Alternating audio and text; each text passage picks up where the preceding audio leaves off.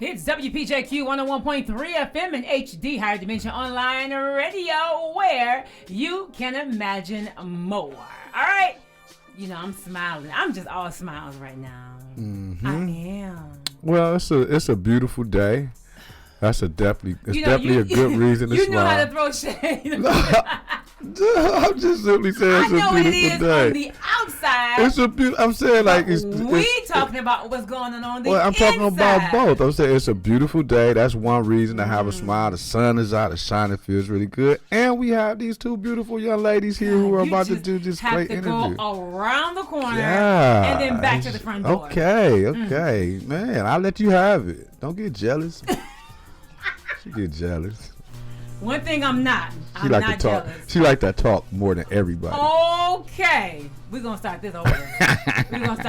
We got company. Again, I was just simply saying it's a beautiful day. You should have a beautiful smile. We have beautiful ladies in here who are going to give us phenomenal information. Yes, they will. On this interview subject. This is what we're talking about today. For sure. So as we all know that April is Donate Life Month. Okay? And it's a time for us all to come together, all right, to celebrate the incredible impact of the gift of life through transplantation. So I had the opportunity to go to West Bend on last Wednesday. This was my first time going to a ceremony in honor of Donate Life Month. Mm-hmm. And of course, they pay tribute to those that have were donors and also recipients and also those that have transitioned. So this was your first time? Yes, going to this ceremony, and it was phenomenal. Okay. Had a chance to meet a good friend of mine now by the name of Markeisha. Mm-hmm. Okay? Can we start with her first? Absolutely. So, Dennis, you would not believe what she has done. Can I tell you your testimony? Go ahead. Enlighten me. Yes. I would love to know. She gave her kidney to her father. Really? Over 30 years ago. Really? Yes, she did. Wow. Now that's phenomenal. That's phenomenal. I didn't know you were going to say that. That blew me I didn't know we had a superwoman in here.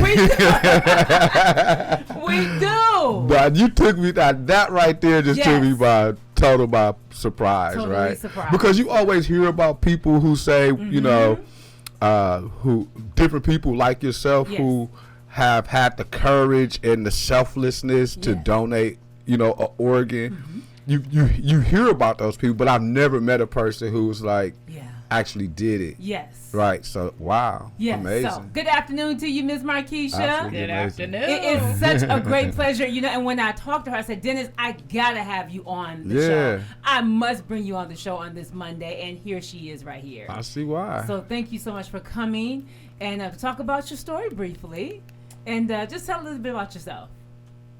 Okay, briefly. Like she said, 30 years ago, yes, I was actually taking an exam in college, mm-hmm. and we got a phone call that my father was in the hospital. So I had no idea why, but I ended up telling my professors, I gotta go. Mm-hmm. So I went to my bank, emptied out my entire savings, whatever I had, caught a bus 24 hours from Atlanta to Milwaukee. Wow. And when I got there, went straight to the hospital. My aunt picked me up, and I was like, take me straight to the hospital. Mm-hmm. Went straight, talked to the doctor. Of course, like they said, the doctor he was busy. Mm-hmm. So I was like, I don't care. I took a 24-hour bus ride to see about my father, get the doctor. So the doctor comes to see me, and we sit down and talk, and he says, your father has complete kidney failure. And I'm like, okay. So what are we going to do? So they said he needs a kidney. Mm-hmm. So I just paused for a minute. And next thing you know, God was speaking to me and said, you're the donor. So I said, okay. Now, you didn't know I'm if you was a donor. match or not at that point, right? I had no idea of the match, but God gave me the assignment, so I knew he would not make me a match. Okay. Let me ask you a question real quick. So if you're the sibling, if you have a parent, you're not an automatic match. You can still just because you're a parent, or your mother or your father is your mother or father, doesn't mean that you're a match for organ transplant No. or donation? Okay, got you. See, I just automatically assumed that if it's my father, that I'm automatically a match, Yeah. but that's not true. It's not true. Okay. But I knew Mm-hmm. when God told me to do it, Yeah. I knew I was a match. Wow. Wonderful. So after I talked to him, we made arrangements for me to, when I get back to Atlanta, to get my blood work done. My father didn't know I was there, so I just popped into his hospital room and Mhm. said, "Hey, don't worry, I'm going to give you the kidney." So, Okay. so you are originally from Atlanta, correct? I'm originally from Milwaukee, Okay. but I was down there for school. Okay, got you. So And this he was, was like, yeah. he was shocked Wow. because he didn't know I was there. Yeah, he I saw- just popped in. He saw an angel come in. Yeah. Pretty much, because that is like, that's Yeah. amazing. So talk about the process after you went back home, back to Atlanta, to do to start the initial process of becoming a donor for your father. So Emory University was the closest to my house. So I went there and got a lot of blood drawn, Mm-hmm. like tons and tons of blood. Yeah. Yeah. So after we got the blood work done, then of course we waited for the results. Mm-hmm. And then they called and said, "Okay, you're a match." Mm. I already knew that Mm-hmm. Mm-hmm. myself. Yeah. Because God gave me the That's assignment. right. Right. So I was like, okay. And so they let me know when the next process. Mhm. So let me ask you a question. Is your father still alive? No, he lived 5 extra years. Okay. So Good. Wow. we'll take 5 better than Yeah. none. Yeah, definitely. That's absolutely That's amazing. phenomenal. You know, just one that you had enough love for your father. You know, because you see situations where people won't even give their mama, their daddy, a Right. kidney or Right, nothing. You know, or that, and the fact that you had that relationship and that love for your father to sacrifice yourself in a way to extend his life. I think that's a phenomenal story, That is and that's amazing. how you got into organ donation. That's how I started, Yeah. got into it. Okay. Once I moved back home, Okay. I immediately called. I was at Freighter Hospital. Mhm. I immediately called them and said I wanted to meet somebody who was having a kidney transplant the Mhm. same month as mine. Right. So I ended up meeting a transplant nurse who had a kidney transplant. Mm-hmm. So they ended up telling me to come up to the hospital. I met her on it was her 7th day of her having her kidney. Mm-hmm. Met her, ended up doing a interview on Channel 12. Mm. Amazing. And after that, a lady that I met before, Tony Boston, Tony Boston, Mm-hmm. she works with Versity, Okay. and she ended up calling me, and I ended up doing so many things with her. Okay. Wonderful. You know, photo shoots. Mhm. Yeah. So now, when you go to the DMV, you see me at the DMV. Oh, that's Oh. what's up. With my story. That's Gotcha. great. Gotcha. Yeah, and of course, this whole aspect of organ donation and transplants is personal. It's so personal for so many people. Personal for Soraya, personal for myself. Even though I haven't had an organ transplant or given an organ, I've been impacted through my family. My stepfather had a heart transplant and a liver transplant at the same time, right? Which was like, extraordinary at the time when we were experiencing him going through just being on the list, waiting, the family just on the edge of the seat, then get the phone call, Yeah. and then, watching him go through the surgery of getting a heart and a liver, and then, and it's coming up on his anniversary, where I think it's like maybe like over 10 years now. That's amazing. Oh, that's great. And just the blessing that he hasn't had any rejections, and he's just been stable, ever since then. So, when we talk about the importance of organ donation and how it affects and impacts families and individuals, it's critical, It is. and the fact that, again, I take my hat off to you for just having that courage, because a lot of people don't have that courage. Many people give it a second thought, like, Yeah. I don't think Well, so. when you on, it's easier Yeah. when you're on the recipient end, Oh, like you yeah. need a organ, Right. right? Yeah. But when you're a person that's saying, I'm going to donate an organ, That's right. And you know, like that's a whole nother level of compassion and, Yes. and selflessness that not everyone has the courage to be in that space. So, like I said, I really commend you on just being that person. Definitely. Thank you. Yeah. So how do you feel how did you feel after you gave your father the transplant? Like, what did you have to do? Did you have to go on dialysis? Did you have to like savor your the only kidney that you have now? Like, what was the process after that? Hey, I just did when before the kidney transplant, they told me what I had to do, Okay. and I just followed it. Yeah. Okay. I was in the hospital maybe a couple days. That's it? Yeah. And then you back up and going after that? Oh, wow. So since then, have you had any type of complications, or has it negatively impacted you or affected you in any way from being a person who's donated a kidney? No, Okay. Really? Okay. no So negative effects at all. Yeah, yeah, and I asked that question because a lot of times when people who may be in that circumstance where they can be a donor, they may feel like, well, if I donate one of my organs, is it gonna affect me in the long run in a negative way? And you saying that you did this 30 years ago. well, the benefit of her being a donor, if something should happen, they automatically place her on the top of the list. Is that correct, Ms. Carolyn? Yeah. So they place her on the top of the list, so if something happens to her, she is, person to be called. Okay. Oh wow. That's the benefit of it. Yeah. I'm learning. Yeah, I'm right, learning. right, That's why it's right. important to have these interviews. For sure, for sure. All right, so Miss Carolyn, she's from the National Kidney Foundation right here in Greenfield, Wisconsin. Good afternoon to you, Miss Carolyn. Good afternoon. Thank you so much for having me. You are absolutely welcome. I'm so glad to have you. And actually, I had a one-on-one with Carolyn after the event on last Wednesday to become a donor myself.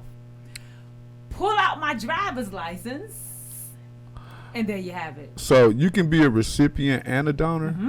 Wow, I'm learning so much. Yes. Like, I really didn't know that. Miss Carolyn told me, you already a donor, sir. I was like, duh. We pulled it out to get you all registered. You Yes. pull out your driver's license, and there is Dottie, that orange dot of donation. Didn't realize it. Wow. Didn't realize it. Don't think about Uh-huh. with being a donor on your driver's license is that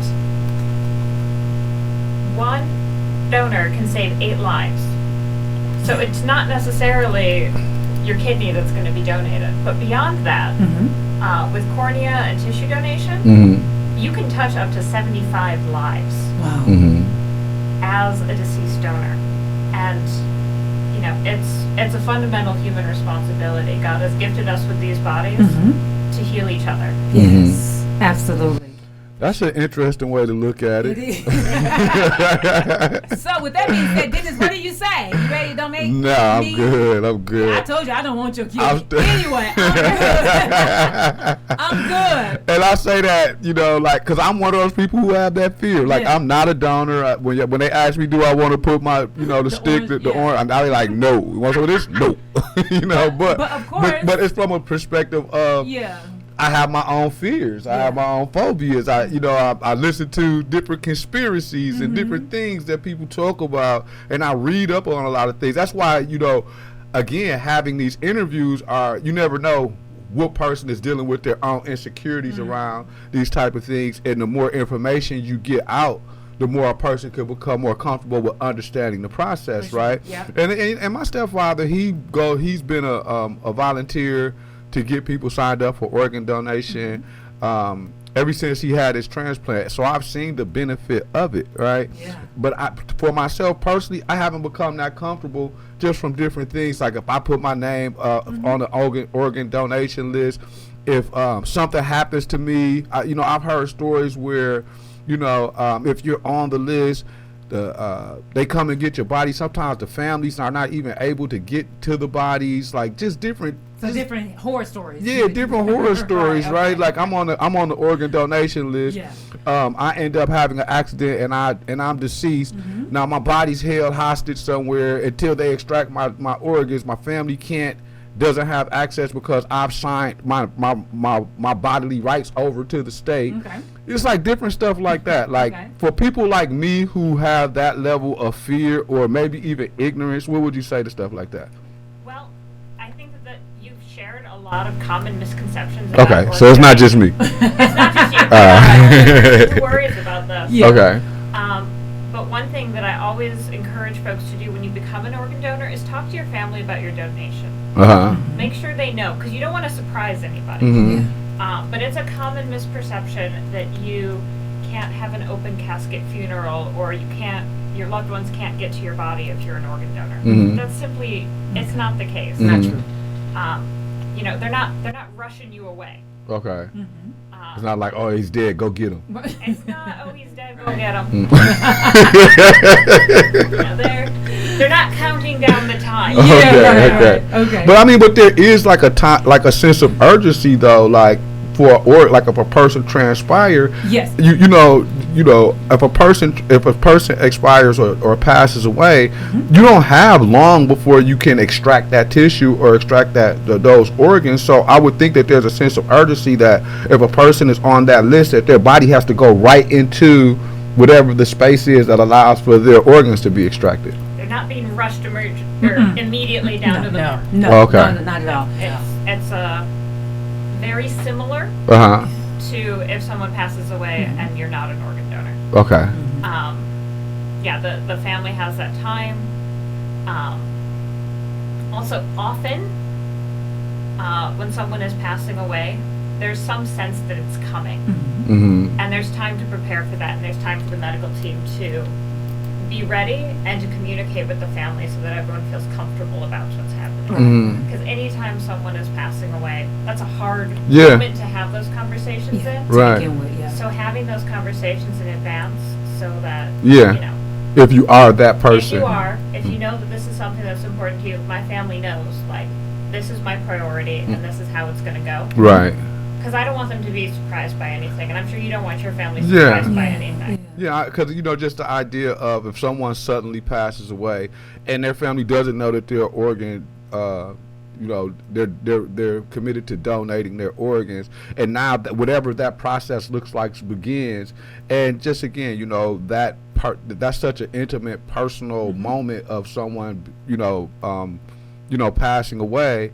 And if they haven't had that conversation, and you just see that, okay, now whatever that process is, and you don't understand it, it can become very challenging, right? So I think like education helps to prevent people from having all of these different misconceptions, Absolutely. and you don't get that level of or that depth of conversation about it. You just hear donate your organ, put the sticker on, but you don't hear a lot of conversation around the details or the process or how you need to prepare or the conversation that an organ donor needs to have with their family. So if something does happen, suddenly their family is not taken by surprise. Definitely. Yeah. And that is one time that I really encourage folks to give a call to the National Kidney Foundation of Wisconsin, because we're happy to coach you through these conversations or dispel any of these fears. Yes, ma'am. Because that's what we're here for. At the end of the day, we're here to educate people about their kidney health Mm-hmm. and all manner of organ and tissue transplantation. Mm-hmm. Definitely. Yeah. Well, just a sidebar, in terms of the timing that you have to get a transplant. November 29th, and I'll just walk back 13 years ago. November 29th, I was at dialysis, and they could not tell me that I had a transplant until they actually called me. I don't Called understand. me. What do you mean? So I was at dialysis, right? Mm. Freighted Hospital called my dialysis clinic to make sure I was at treatment. Okay. Had I not gone to treatment, I probably would have got a transplant. Oh, Okay. so if you hadn't been committed to Absolutely. what it takes to get, To get a transplant, right? then they would have not possibly called you. Absolutely. Interesting. But prior to, they have had, I'm sure the decedent had already passed, and they went through the entire process before they made that initial phone call to the dialysis clinic. Yeah. And then that night at 12:01 a.m., November 30th, on a Tuesday, that's when Freighted Hospital called me Wow.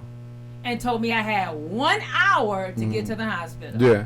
I remember the Yeah. call from my stepfather. It's like Yes. when you because you're sitting and you're waiting for that call, Yeah, and right. then when it comes, and it's like no matter what, you gotta be ready. Yes. and the family has to be ready. Right. And he got the call, and we were just like, everybody's what like to do? scrambling, like it's time. Yeah, right. So it's just like I said, I think these type of conversations are really important because just that this conversation is not an easy conversation to have. You know, when you think about, okay, when something happens to me, and I'm this organ donor, they're coming for my eyes, or they're coming for my tissue, or they're coming for, you know, whatever it is that they could take that they can transplant into somebody else, For right? sure, And then just understanding like the demand for organ donation right now. So, just to interject, if you can tell us what is the demand, like how many people, just a guesstimated number, how many people are on the waiting list for organ donation?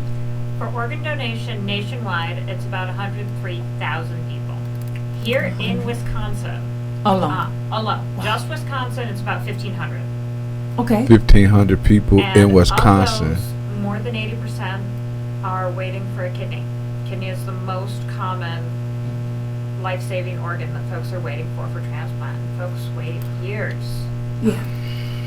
Well, that's interesting. Yeah. That is just so Living interesting. donation is a wonderful option. I'm sorry, you said what? Living organ donation. Okay. So that's amazing folks like Markeisha who say, you know what? I have 2 kidneys. My body only needs 1 kidney to flourish and be healthy. And I'm at a point in my life where I can make that happen.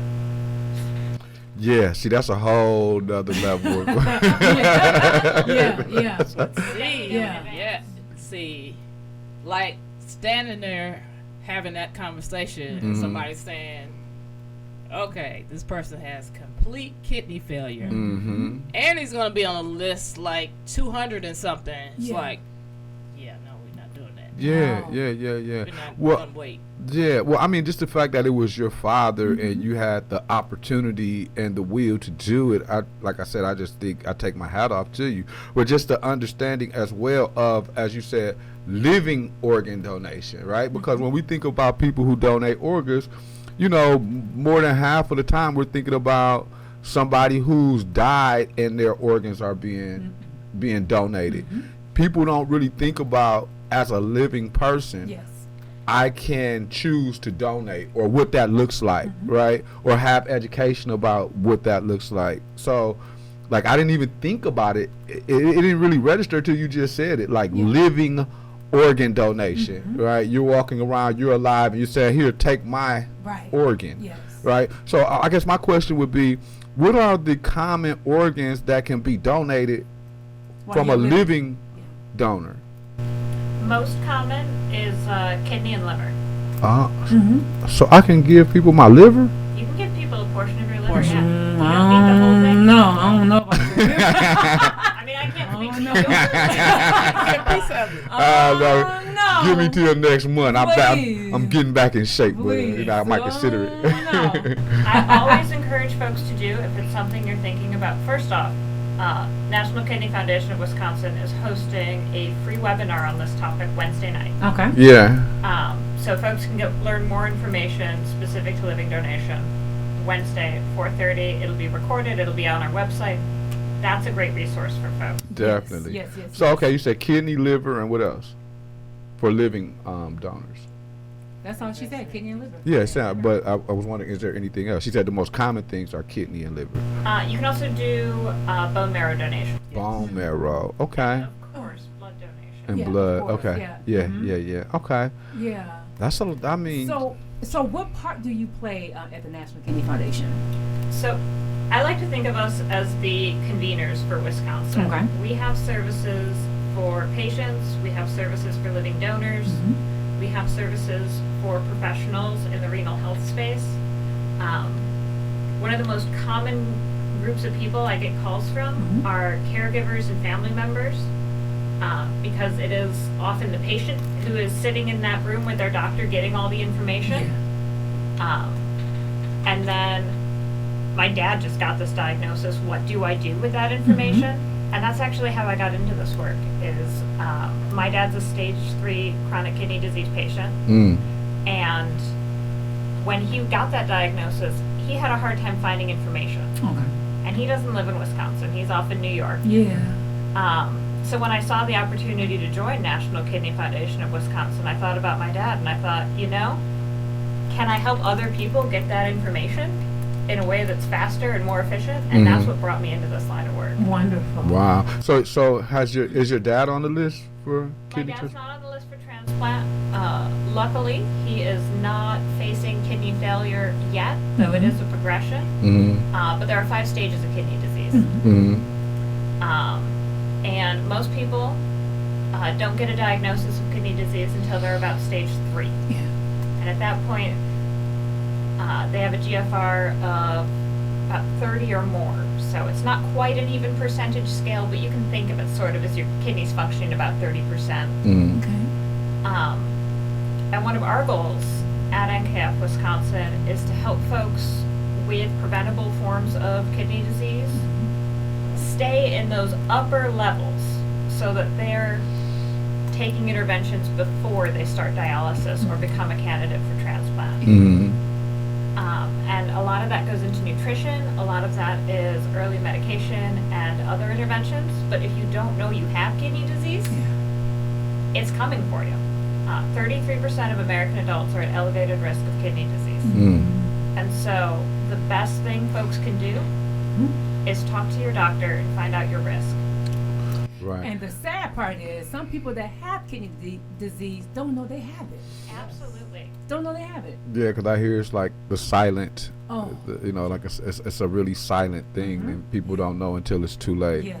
That is absolutely true. There are not a lot of side effects. You don't feel it. All right. The phrase we use is crashing into dialysis, Mm-hmm. where you go into the hospital because something is obviously wrong and you don't know what it is, Yeah. and you come out with a diagnosis that you need to be on dialysis. Mhm. And that happens about half the time, Really. where you don't know until all of a sudden your kidneys aren't operating and your body needs assistance to stay alive. Right. So not only are you guys the advocate for organ donation or kidney donation, you have. I'm assuming from what I'm hearing from you, and I don't have to assume because I'm going to ask. You have an extensive. You have extensive information on prevention. Yes. Okay. Yes. And that type of education. Prevention and early detection and early education for those early stages. Mm. One of our great advantages, being National Kidney Foundation of Wisconsin, is that there is a National Kidney Foundation that we are a member of. Mm-hmm. So we have a national organization's library of resources Mhm. on these materials, and we are happy to connect folks with them. That is, that's at the heart of our mission, is Cool. getting patients the information you need to be in control of your health, because then you can be an active participant in your care team. Yeah. Definitely. How often, when a person is in the pre-stages of kidney failure, right, and they do go to their doctor, and their doctor prescribes them a medication, right, to address the issue, how effective is the medications that prevent you from going further in decline? Like, so what are the success rates of people who have early detection, have the early signs of kidney disease, and then the doctor prescribes them a medication and a routine? How successful are they where they're not going into full kidney failure? Well, there's a lot of things that go into that, so I'd be hesitant to give you a percentage. Okay. But I will say that some of the leading risk factors for kidney disease, the things that put the hardest strain on your kidneys, Mm. are diabetes and uncontrolled hypertension. And Oh. so if you are keeping those things in check, Mm-hmm. Hypertension as in stress or high blood pressure? uncontrolled high blood Okay. pressure. So if you're taking care of your heart and if you're taking care of your nutrition, Mm-hmm. you're going to have a much easier time. You're putting a lot less stress on your kidneys. Right. And folks there's no cure. We can't make kidneys better, but we can dramatically slow that progression of disease. Yes. And until you get to that end stage, you can stop. If you stop at any of the waypoints along the way, you're okay. Mm. But it's really about having that control of your body and, making sure you're working with your nutritionist, making sure you're working with your nephrologist, and making sure you're staying on top of your numbers. Mm-hmm. And it's not a hard test. It's not an expensive test. Right. It's routine blood work. And it's the consistency of that. It's being consistent. Yeah. Got you. Wow. Exercise. I'm back. I've been exercising. Yes, and I've exercise. been struggling through it, but I'm back. See, we gonna get you together. 'Cause in fact, on April 27th, I'm going to be on a panel discussion Mhm. talking about all this stuff. Yes. Okay. And where's About that the kind of kidneys. discussion? It's going to be at Greater New Birth, Okay. April 27th, Okay. and I'm not sure the time. Okay. But I'll Okay. get back with you on Yeah, the that's time. fine. Yeah. That's Yeah. fine. Yeah. But Okay. we have me. We have another one of the very first black female transplant surgeons at Freighter Hospital that's going to be there as well. on the Wow. panel. It's going to be powerful. that's Yeah, that sounds Wonderful. really good. Yeah. That's and I think the more things like this, and especially and I commend you for working through the churches as well, because it's just a heavy concentration of people of the church is a community hub, that impacts people in so many different ways, and to have these conversations and use those spaces as a way to facilitate and curate these discussions, I think is really cool, right? Because we want to get as much information out as possible and be in a space that that promotes wellness, right? Where people can be comfortable. It's a neutral space, and to see the churches moving into the health space, I think is really, really good, because we haven't always seen the churches take on, health initiatives to the extent that we see now, right? To help impact their congregation. So, we definitely want to have whatever we can do to promote that and learn more Yes, about it. I'll get Definitely you want to more know. information, Yes. because actually I work with a lot of people. Mm-hmm. So actually Tony Boston works with Versity. Mm-hmm. So we just happened to be talking, and like, hey, you want to do this? Sure, why That's not? wonderful. Definitely. Right. Well, we'll So- definitely put that information out there as soon as it becomes available, okay? Yes. All right. So, how can people become involved with the National Kidney Foundation of Wisconsin? Absolutely. The first thing I actually want to build off what Dennis was telling us, with the churches getting more involved in the health space, something we've been doing more of in the last few years, and we're continuing to grow, is our kidney early evaluation program. So we will go into the community and do free kidney health screenings. We don't require any insurance. We don't require any ID. We're just going to test your kidneys and give you that information and connect you to resources. Mhm. So if there are any congregations listening who are doing health initiatives and would like to bring us in, we are happy to come into those spaces. We've done a few with churches in our community, and we're happy to do more. Okay. What's your capacity? So if 10 churches or 20 churches call right now, what's practical as far as, because you're gonna, there's a demand for this information, There is, right? absolutely. And I think there's more of a demand than we know, and the more people become educated and hear about this, there is going to be even a greater demand, right? So let's be practical about you guys' capacity to be able to impact and reach people in a productive way. Absolutely. So I'll tell you that this is a program that went dormant during the COVID pandemic. Mm-hmm. And we brought it back a couple of years ago. We did 3. This year we did 6. This coming year, we're looking at 12. Mm-hmm. But those spaces are already filling up because there is demand for this service. So the sooner that I know that there's a community event coming, the sooner that I can get it on the calendar. The other thing we can do beyond just a screening is we can bring out information tables. And at our information sessions, we're there to answer questions about kidneys. We're there to answer questions about organ transplant. Mm-hmm. Whatever folks bring us in those spaces, that's what we're there for. And we can do those every week. Okay. We do them every week, and we're happy to. So what type of team do you have beyond yourselves, right? I know you guys are an extension of a larger, infrastructure. Like, what does that look like? So, National Kidney Foundation of Wisconsin, we say that we're patient-centered and volunteer-driven. We are a staff of 3 for the whole state. See that part. I know, it's shocking, right? But luckily, we have amazing volunteers like Markeisha who are happy to come out and share their experiences and share their knowledge in this space. Uh-huh. And with that, we reach to every community across Wisconsin. Mm-hmm. Obviously, there's concentrations in Milwaukee and Madison where there are more people. Right. But yeah, we get everywhere. So how often do you have people who are transplant survivors, like a Markeisha, that step up and are willing to tell their story? I am so glad you just queued me up beautifully. Okay. So we have tons of folks in our network who love to share their stories. I was actually meeting with a living donor this morning who was looking for more ways to tell her story. But we are doing a story series starting at the beginning of May, and we're going to be doing it through, we're going to say end of July. Okay. Originally we were going to do it through June, but we have too many people who want to share their stories, which is a great problem. Yeah. But we're going to have stories up on our website of folks who have actually been through this experience, whether they are kidney health professionals, whether they're donors, recipients, current patients.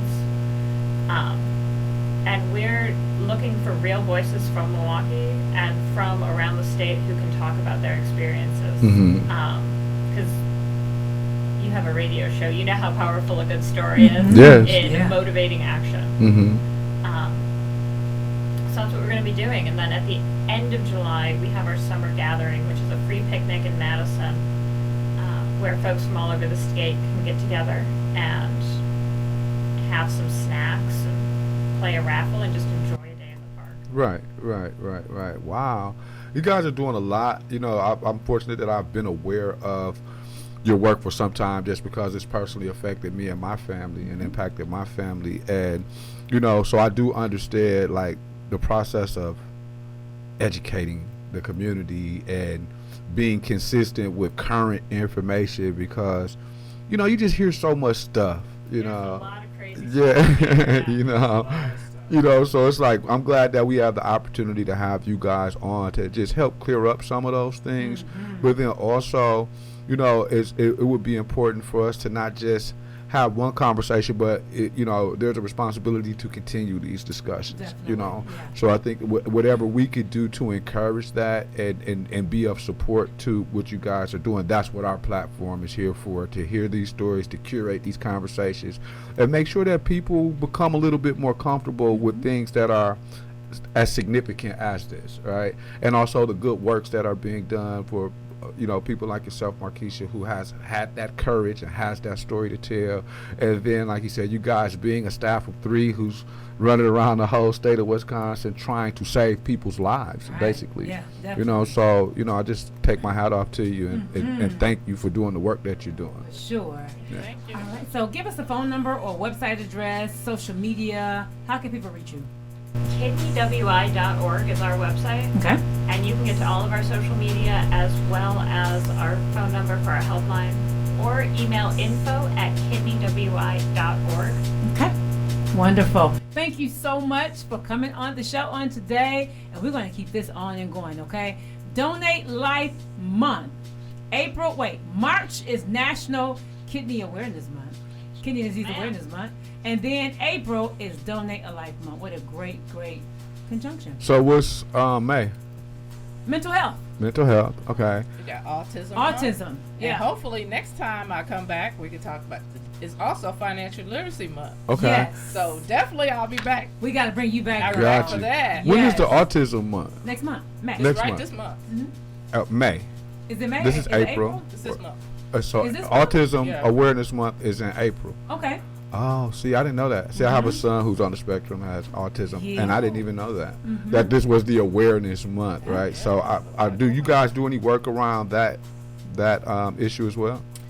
No, I've worked with somebody with autism, but I do actually. My pastor's on the board of directors of the Alzheimer's and Association, so I work with that. Okay. What church do you go to?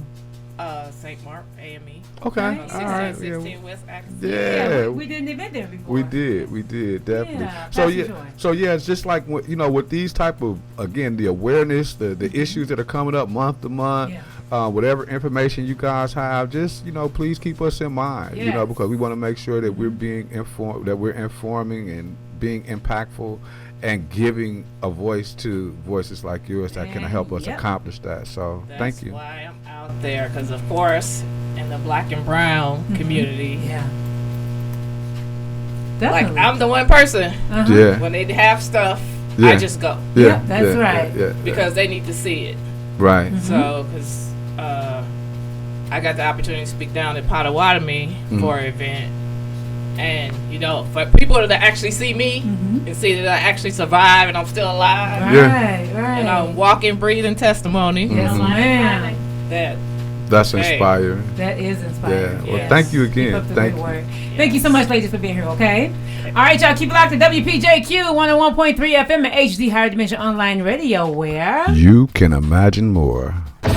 You are listening to the Soul of the City Gospel Radio Show with Sister Soraya and Brother Dennis Walter. For more information, conversation, and good gospel music on HD Radio, where you can imagine more.